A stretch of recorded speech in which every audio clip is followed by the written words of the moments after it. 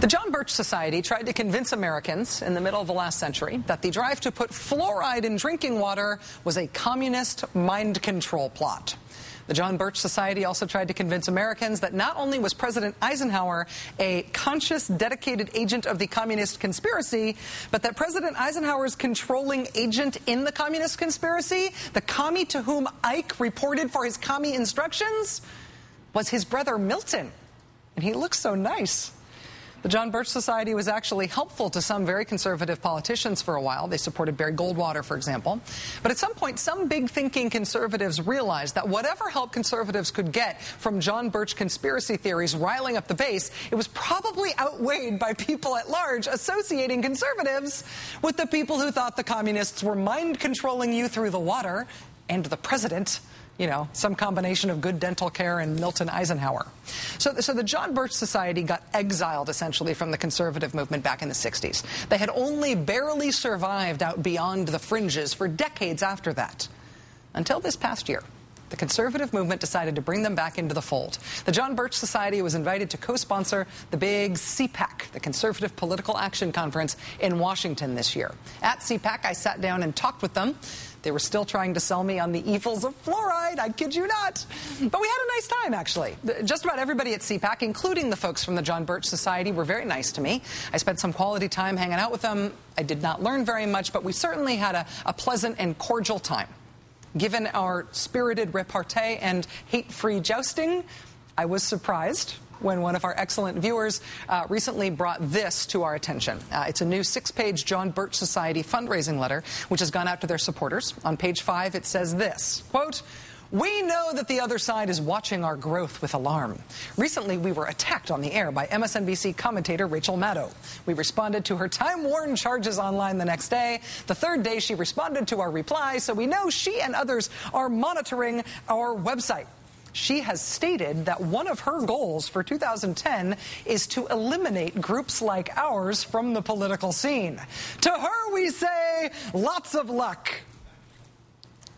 While I gladly take all the luck I can get, let it be known that I have not stated any goals for 2010, at least not publicly, and the ones I cop to privately are things like, don't eat so much fried cheese, Maddow. Not even doing very well at that one. As for stating that it is a goal of mine to eliminate groups like the John Birch Society in 2010, it's simply and totally not true. I have not done that, needless to say, at all. It's a lie.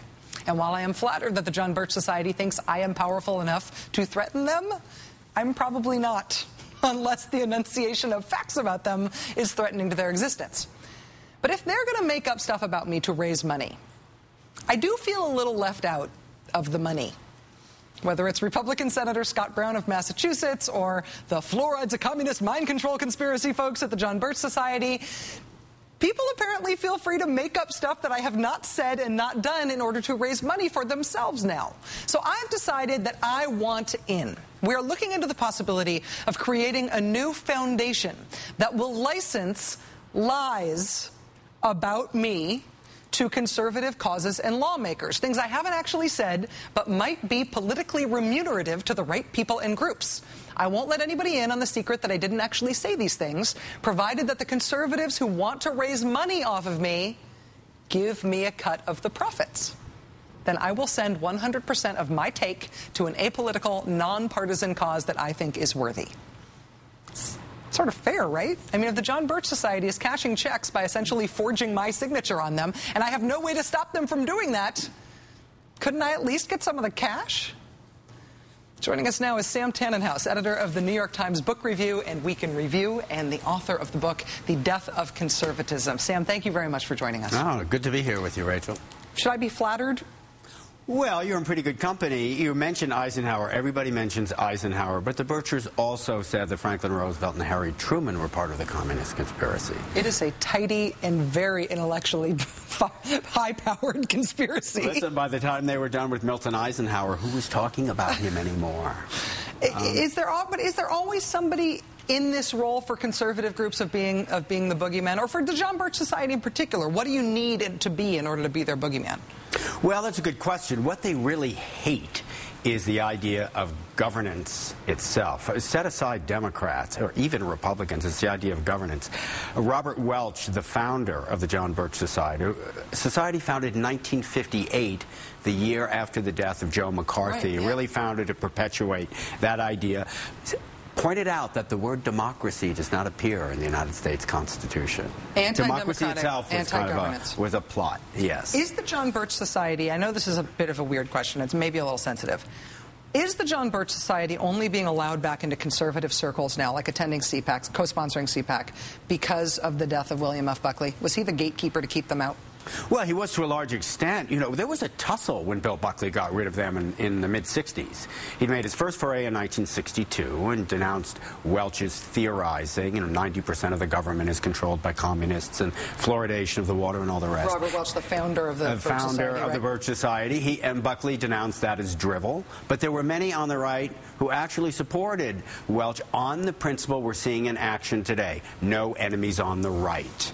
If they can be useful, you keep them in the tent.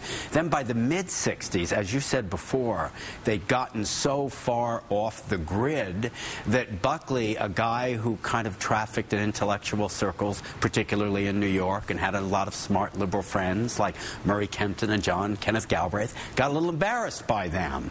At the same time, though, as you said, they were forceful. They were useful. In the Goldwater campaign in '64, they were the foot soldiers. In some sense, they were the precursors to the Tea Partiers we're seeing now. So the right is always nervous about evicting people like that.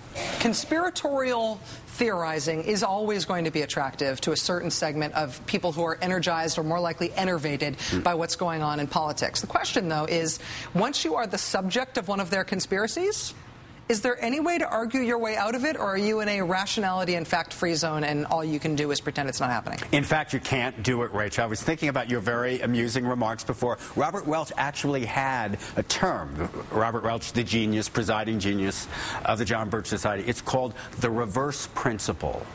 If let's say the Soviets decide they're going to give up some of their nuclear warheads, or the Russians do in our time, they're not really doing that. Or if they're say they're going to do it, it's because they've got another plan.